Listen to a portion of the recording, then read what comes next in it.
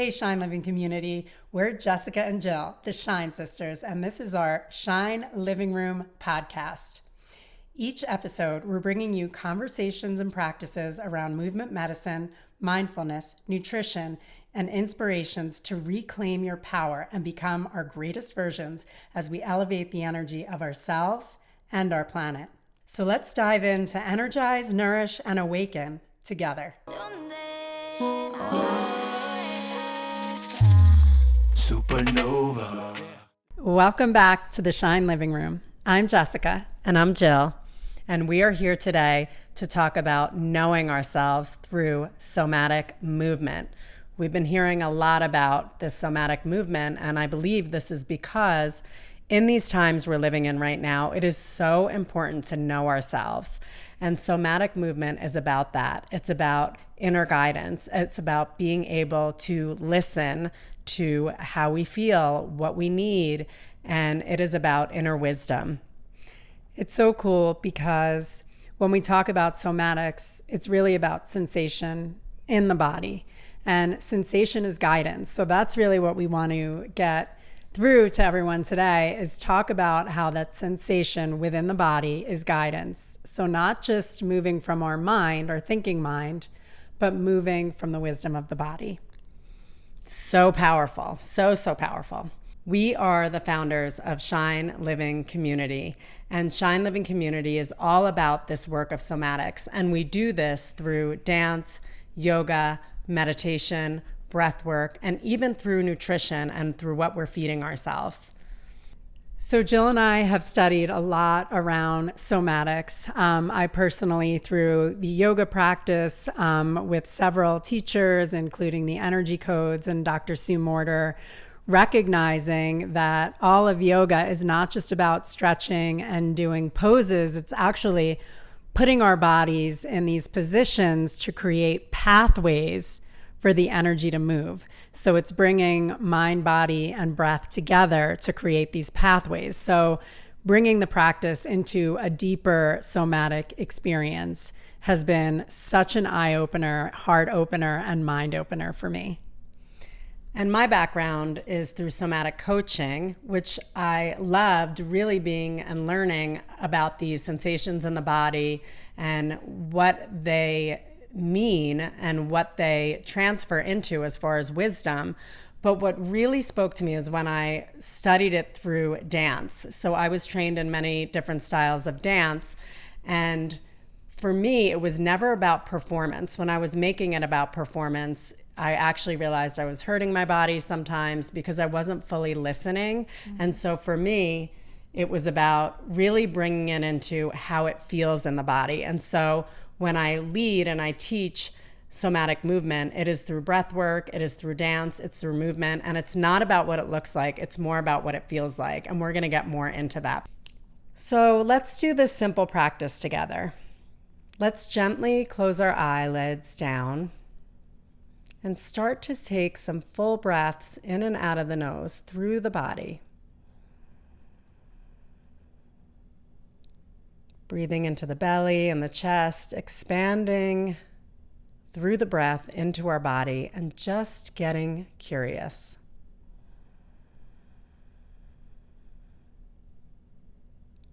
Maybe noticing if there's a place where the breath doesn't naturally go, and just inviting the breath gently into that space opens up the awareness, the wisdom in your body.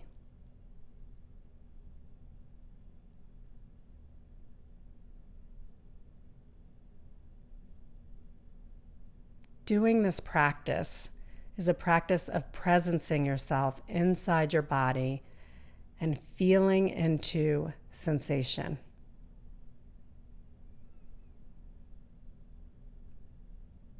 So good, so beautiful. We can gently open our eyes. Even just this gentle practice of breath and awareness brings us into wisdom of the body, that knowledge of knowing ourselves and knowing and understanding how we feel. And then we begin to heal. Absolutely. And so really what we want to share in this podcast is really about like the difference between when we're moving, exercising, dancing, yoga, whatever it is, just for exercise and for our physicality, or when we're doing it from this place of embodiment. And so we do this by bringing the mind, body, and breath together. Often we don't even realize, but we're living and operating from just our thinking mind. You know, we're kind of scanning the world out there, deciding how we need to be or what we need to look like, and we're kind of reacting from that place. Mm-hmm.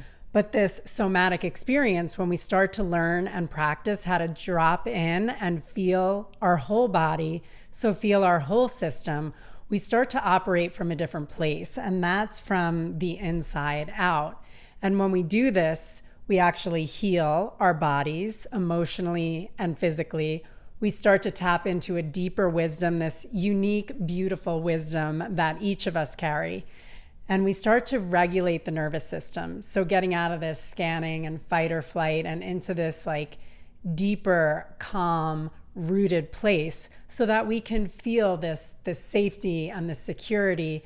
So we can come from this rooted, beautiful, connected authenticity. And I love that when you say that, living our lives from the inside out rather than the outside in.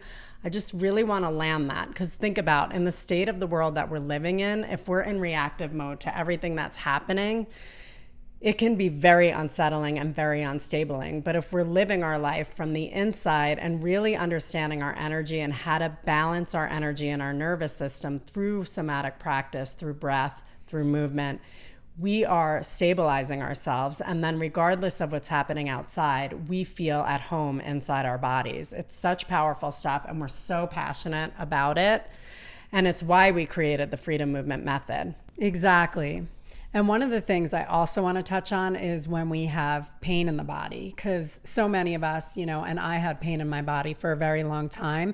And it's so interesting because we're programmed, and it makes sense to kind of avoid the pain or disassociate from the pain.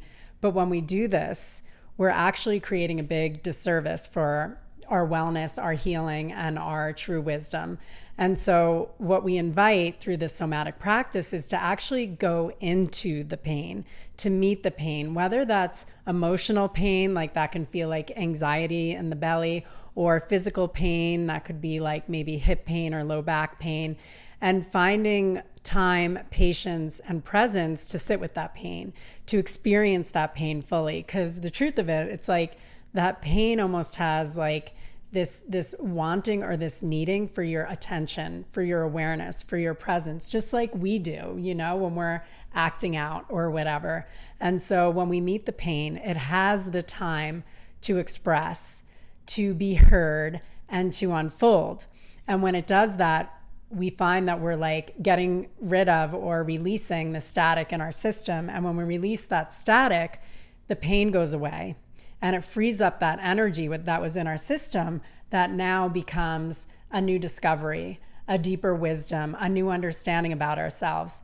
And I know that may sound, you know, out there, but the truth of it is it's all connected. That is the language of the body, whether it's joy, whether it's pain, whether it's sadness, whether it's love. It is all the communication from our, you know, our body, our soul. And so we want to learn and practice to listen to that. And it's so cool when you really practice with it. I mean, I've had low back pain and it goes on and off, and it's always trying to tell me something. And it's interesting, if I just sit and breathe with it and listen, it starts to open and release, and it really truly works. And it's so powerful because we start to become our own healers. And this is why we created the Freedom Movement Method. It was created so organically. We had restaurants together for 23 years, and it was March of 2020, and the restaurant, just like the rest of the world, was shut down. And because we all had to shut down, as we know, the world shut down. And my sisters and I were sitting at a table, and we just felt really stressed. What do we do? How do we get through these times? And there were no answers coming because we were in this place of fight or flight and stress, and it's very hard to see solutions from that place. And just trying to like think of what we can do, like seeing just like zero possibilities there. Exactly. We felt stuck. And so what I did, I said, let's put on some music and let's start to move around. And we put on a song, we turned it way up, and we just started moving around and dancing, and the music picked up and we picked up, and next thing you know, we were having a wild dance party. And we sat down at the table out of breath, and Jessica said, let's just close our eyes and just ground in after that. And we started to take some long, slow, deep breaths together and ground the energy from what we just expanded. And I kid you not, all of a sudden we were ready. We were like, we can do this. Here's what's going to happen. And we decided right then and there, after 23 years of building community and feeding people through restaurants, we said, we think we're done. And we knew that was the right answer because it came through the body. It wasn't our mind thinking of it. It was through movement. It was through dance. It was through grounding. And so it was then that we started to take the steps to really shut it all down by choice, and not through stress, but through expansion. And what we also started doing was leading these classes of freedom movement method, which was coming from a place of starting with dance. We always had an intention that we set with the class, and then we start with dance, we raise the energy, and then we ground it all in with yoga and meditation. And it has been one of the most powerful practices in our lives, because when we raise our energy from that stuck energy of fear and anxiety into joy, into hopefulness instead of hopelessness, we start to see all these solutions where we once completely felt stuck. And so we do this with our community all the time, and it's so fun and it's so powerful, and we become our own healers, and we get to know ourselves better through this movement medicine. And for the dance portion, it's choreography, and the reason why is because every single move has intention, and every single move gets you into different parts of your body, because with the choreography, you're moving in ways you might not normally move. Because sometimes when we're just free dancing all the time, our bodies might go to the same patterning all the time. So it's a blend of choreography and a blend of free dance and a blend of joy and expansion with grounding. And then we bring in this beautiful yoga practice with Jessica. And it's so cool because as we practice in our classes, you start to repattern to, instead of going to the mind or moving from the outer world, you start to connect to this deeper part of yourself. And then you take that into the world. So when you're having the challenging conversation, or when you're, navigating moments with your child or your partner, you start to, because you repatterned it, and in classes and in practice, you start to connect to this deeper level, to this inner compass, to the sensation that's happening inside that is telling you yes or no, or giving you more options or possibilities. And that is because you've practiced. So we always say, like, hey, we started on the mat, and we take it into our lives. It's not just meant to stay in the classroom, or we're not just using these somatic practices only when we're at a freedom movement class or in a yoga class or a dance class. We actually practice there so we can take it into our lives. And this is when the magic begins to really happen, is when we can stay connected to that deeper wisdom, to the deeper part of ourselves as we navigate the world. And then we're not holding on to this energy or staying stuck and having the pain and the disease and the emotional stress in the body. We start to unwind it, open it, and use it to our benefit. Exactly. And I love how you teach your yoga very much from that embodied place of somatic work, and how it's helped heal you, and how you bring that into the classroom. Will you talk a little bit about that? I sure will. So as Jill knows, I went through a lot of pain with autoimmune and different types of arthritis that was in my body, but it was through practicing yoga for many, many years with that perfectionist kind of like pushing mindset that I had from being a gymnast, or just, the not enough thing going on. So when I started to really learn and practice it from a somatic standpoint, from an embodied place, bringing my breath into the body, bringing my awareness into different parts of the body, then I started to really unfold my true nature. And when I did that, my body healed. I no longer have any of that in my body, none of it at all. And it really was about expression. It was really about coming out of just the mind and bringing mind, body, and breath back together. So always through the practice, I'm cueing us to bring our awareness to different parts of the body, whether it's the feet, whether it's the belly, whether it's the heart, and breathing all the way to and through that system, just like Jill said, because sometimes even doing yoga, we're not thinking about our feet or our fingertips. But when we bring it online in our awareness, we energize, open, and unfold and connect to that wisdom and that part of ourselves. It's so cool. And we always say it's not about what it looks like, it's about what it feels like. And that is somatic movement. It is not about the performance. It is about feeling the energy in the body, being able to move energy in the body, to raise the energy in the body, ground the energy. And that is what it takes to know thyself. And in these times we are living in, it is so important to know ourselves, to feel healthy in our bodies, in our mind. And through this work we're doing at Shine Living Community, we're not only getting healthier as far as our stamina and our physicality, it's much deeper than that. It's about really getting healthy in our bodies and this ability to listen and to understand who we are at the deepest part of ourselves and what we came here to do. And we love and are so passionate about this work. And what's so cool about it is when you do it and practice it in community, it amplifies the results. And so we're big fans of community and practicing in community. And it doesn't even have to be in the same room. Even if we're practicing online, whatever it is, it's coming together in this frequency of energy and healing energy and of raising our energy together and understanding who we are individually and as a collective. We're living in these incredible times right now, and we truly feel an invitation to go in and to really live our lives from the inside out. Yep. There's really no other way right now. It's moving from performance into presence, to learning how to be our own healers and learning how to trust our bodies. And we're so in this together, rooting each other on. So we'll hope you'll join us. We're Shine Living Community. We're in this together to raise our energy, to heal ourselves, to heal this planet. Nobody's going to do it for us. It begins with each and every one of us. And it's time. Thank you all for being here. We'll see you next time.